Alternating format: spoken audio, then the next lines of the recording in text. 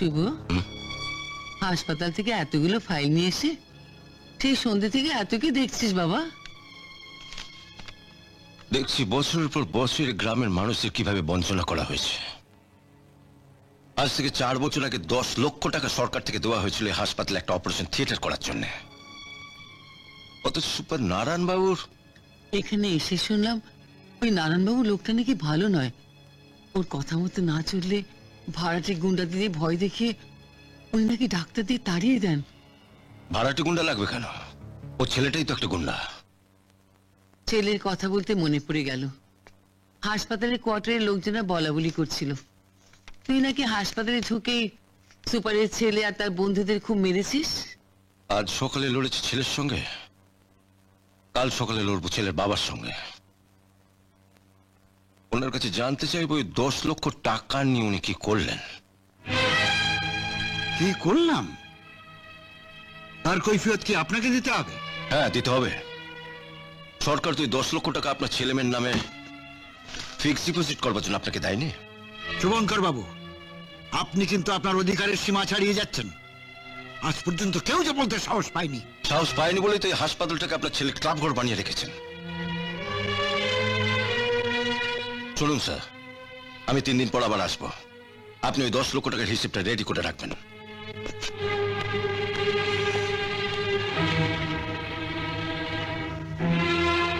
ওই দিন এসে হিসেব না পেলে আমি কিন্তু আর আসবো না।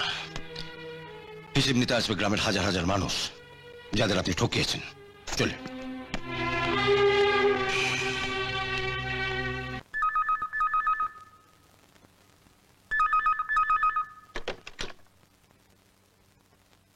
হ্যালো, আমি ধর্মপুর হাসপাতালের সুপার নারায়ণ চক্রবর্তী বলছি স্যার। আপনারা কলকাতা থেকে এমন একজন ডাক্তার আনলেন। কেন? ডাক্তার তো শুনেছি বিলেত ফেরত। গায়ের হাসপাতালে আজ পর্যন্ত এত বড় ডাক্তার নাকি আসেনি। ডাক্তার হিসেবে হয়তো ভালো হতে পারে, মানুষ হিসেবে মোটেও ভালো না। কালই জয়েন করে আজই আমাকে বিপদে ফেলে দিয়েছে। কি হলো? ফাইল পত্র নিয়ে এসে আমার কাছে জানতে চাইছে হাসপাতালে অপারেশন থিয়েটার করবার জন্য সরকার থেকে যে 10 লক্ষ টাকা আপনি পাইয়ে দিয়েছিলেন, সেই 10 লক্ষ টাকা নিয়ে আমি কি করেছি। আপনি কি বললেন? কি বলবো? আমি এখনো কিছু বলিনি, ভাবছি কি বলবো।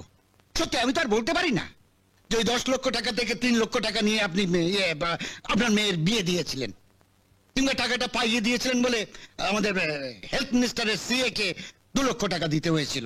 আপনারা বিশিষ্ট মানুষ, আমাদের গাঁগঞ্জের মানুষের কাছে আপনাদের একটা ইমেজ আছে, সেই ইমেজটা রক্ষা করাও তো আমাদের দায়।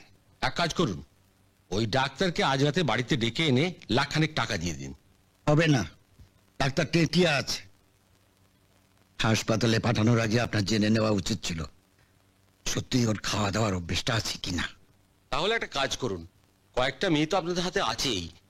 ডাক্তারের যে নাইট ডিউটি থাকবে সেদিন কোনো একটা মেয়েকে ডাক্তারের চেম্বারে ঢুকিয়ে দিন। এই সব তো আপনারা আগেও করেছেন। হ্যাঁ হ্যাঁ, রাত্রে দিনে যে কোনো সময় আপনি আপনার মেয়েকে সঙ্গে আনতে পারেন, কোনো অসুবিধা নেই। আচ্ছা, আসি।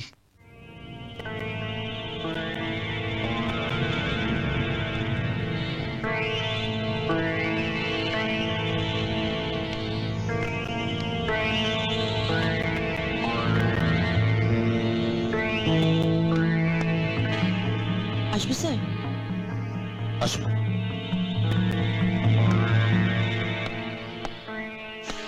যদি কিছু না মনে করেন আপনাকে একটা কথা না না, বলবো। মনে করবো কেন, বলুন। বলছিলাম কি, হাসপাতালে অপারেশন থিয়েটার হলো কি হলো না, এমার্জেন্সি রুম ঠিক মতো সারাই হলো কি না, মোট কথা হাসপাতালে কোনো ব্যাপারে আপনার না থাকাই ভালো। কেন বলুন তো? আপনি আসার পর থেকে দেখতে পাচ্ছি আপনাকে নিয়ে হাসপাতালে ষড়যন্ত্র চলছে। সুপার নারায়ণ চক্রবর্তীর লোকটা ভালো না, হাতে ঘা লাগলে উনি সবকিছু করতে পারেন। আপনি নিশ্চিন্ত থাকতে পারেন, উনি আমার কিছু করতে পারবেন না। আপনার হয়তো কিছু করতে পারবে না, কিন্তু আপনি হাসপাতালে চলে আসার পর তো আপনার বোন ও মা কোয়ার্টার্সে একা থাকেন। এই ধর্মপুর গ্রামে অনেক লোকের বাস।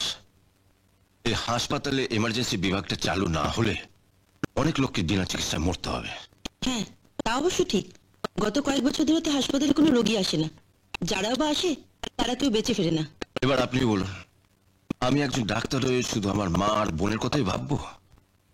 যাদের সেবা করবার জন্য আমি ডাক্তার হলাম, শহর ছেড়ে গ্রামে এলাম, সেই গ্রামের গরিব মানুষদের কথা একটুও ভাববো না? বলুন। আর তাছাড়া আমার বোন মাধুরী খুব বুদ্ধিমতী মেয়ে, চট করে কেউ ওর ক্ষতি করতে পারবে না। না না, ওকে তাড়াতেই হবে। 2 দিন হলো এসছে, এরই মধ্যে 4-5 জন রুগীকে সুস্থ করে বাড়ি পাঠিয়ে দিয়েছে। এইভাবে চলতে থাকলে তো আমাদের নার্সিং হোম গুলো পড়ে পড়ে মার খাবে। হুম। শুধু নার্সিং হোম কেন, আপনিও তো মার খাবেন। সরকারি হাসপাতাল ঘুরে আমাদের ওখানে রুগী গেলে পরে রুগী প্রতি আপনারা যে একটা কমিশন পান, সেটা তো আর পাবেন না। আপনারও লোকসান, আমাদেরও লোকসান।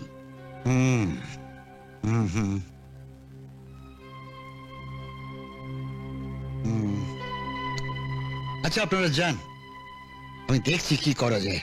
শুধু দেখছি বললে চলবে না স্যার, যে করেই হোক শুভঙ্কর সান্যালকে তাড়াতেই হবে। এর জন্য যদি কিছু খরচা করতে হয় আমরা করব।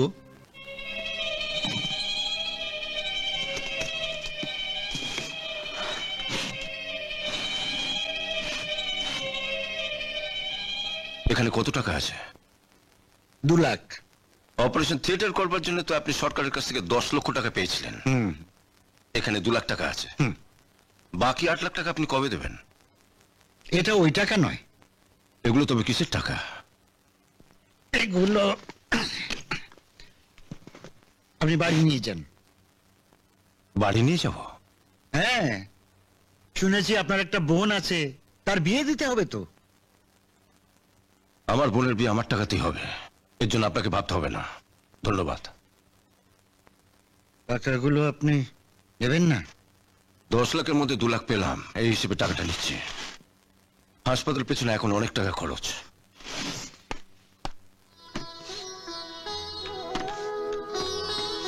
ভালোভাবে রং করবেন যাতে সমানভাবে হয়। হ্যাঁ, চলুন ভেতরটা দেখি।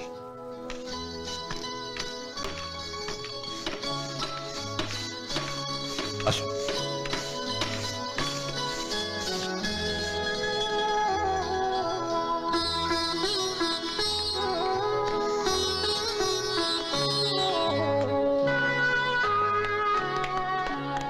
কি অবস্থা হয়েছিল হাসপাতালটার? হ্যাঁ, এবার বেডগুলো পাল্টাতে হবে।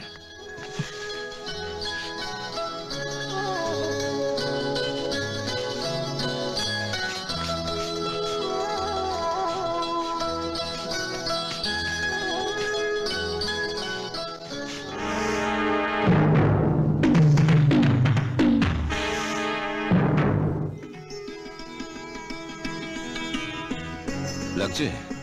প্রচন্ড প্রচন্ড লাগছে। এখানে দেখি দেখি দেখি, শুনুন শুনুন শুনুন। এবার আপনি আসুন, যান আপনি যান।